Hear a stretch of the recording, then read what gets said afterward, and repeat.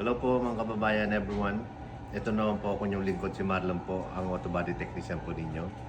Tama nagtatanong po sa akin nung the past nag-vlog po ako yung pong binabebenta sa akin ng sakyan po ng customer. Sorry po sa lahat ng mga nag-message po sa akin, sold out na po. At sobra po kasing yung kotse po yung sobrang good price po talaga siya. Wala pa po isang 24 hours na benta na po kagad.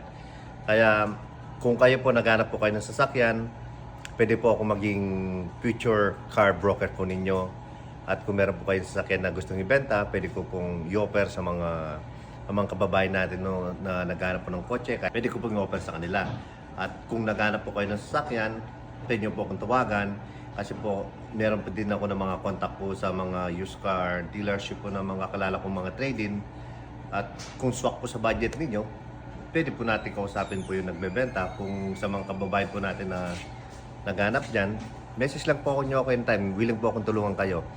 At ako pala si Marlon, ang inyong lingkod, ang inyong auto body technician at ang inyong future car broker. Thank you po.